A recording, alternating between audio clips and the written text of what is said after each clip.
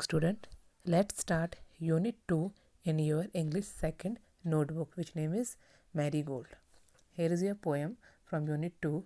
Poem name is After My Bath. Firstly, I will read this poem completely, then I will explain this poem. So enjoy this poem. After my bath, I try to wipe myself till I am dry.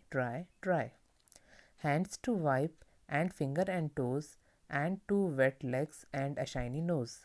Just think how much less time I would take if I were a dog and could shake. Now your poem is end here. I will explain this poem paragraph wise. Let's start. After my bath. After means बाद में, और bath means नहाना. तो poem में पूछा जा रहा है नहाने के बाद जो बच्चा है वो क्या कर रहा है. आफ्टर माई बाथ, मेरे नहाने के बाद. आई ट्राई, मैं कोशिश करूँगा. To wipe myself, wipe means अपने आप को पोंछना, माई सेल्फ अपने आप को, टू वाइप माई सेल्फ अपने आप को पोंछने की.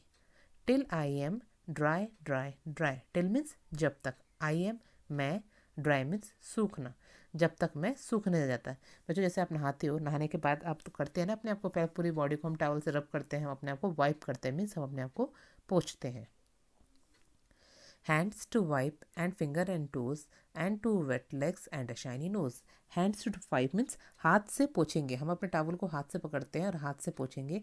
एंड फिंगर एंड टोज, मैं उसके बाद हाथ से टॉवल लेने के बाद हम अपने हाथों की उंगलियों को पोंछेंगे और फिर पैरों की उंगलियों को भी पोंछेंगे. And to wet legs, wet means गीले, और फिर अपने दोनों गीले पैरों को पोंछेंगे. And a shiny nose means अपनी चमकदार नाक को भी पोंछेंगे. Next last paragraph. Just think how much less time I would take if I were a dog and could shake. अब उसने कहा है जस्ट थिंक, जस्ट मीन्स केवल, थिंक मीन्स सोचना, हाउ मच कितना, कि सिर्फ सोचो कि कितना time, less time I would take, कि लेस मीन्स कम, कितना कम टाइम मैं लेता. If I were a dog, if means अगर, आई मीन्स मैं, वर मीन्स था, अ डॉग अगर मैं एक डॉग होता तो मैं कितना कम टाइम लेता. एंड कुड शेक, और क्या कर सकता, तब उसने सिर्फ अपने आप को हिलाना था और अपने आप को सुखा लेना था. आपने डॉगी को देखा होगा, जब डॉगी कभी भीगता है या उसको आप नहलाते होंगे अपने घर में, तो वो सिर्फ अपनी बॉडी को हिलाता है जोर से 2-3 बार और वो एकदम से सूख जाता है. तो बच्चा भी यही चाह रहा है इस पोएम में कि काश मेरा डॉगी होता और कम से कम टाइम में अपने आप को सुखा लेता. So this is your poem and this is a new word from your poem. First word is your dog, next word is your how, next word is your meat, next word is your try, and next word is your to. Let's read. There is some sentence belong from the new words. I try to save water. मैं कोशिश करूँगा पानी को बचाने की. I have 2 ears. मेरे पास 2 कान हैं. 2 legs, 2 पैर हैं. 10 toes and 1 nose. 10 toes is पैरों की जो हमारी उंगलियां हैं उसे टोज कहते हैं. उसके बाद हमारे पास 10 toes हैं और क्या है, 1 nose और एक नाक है हमारी. So this is your poem.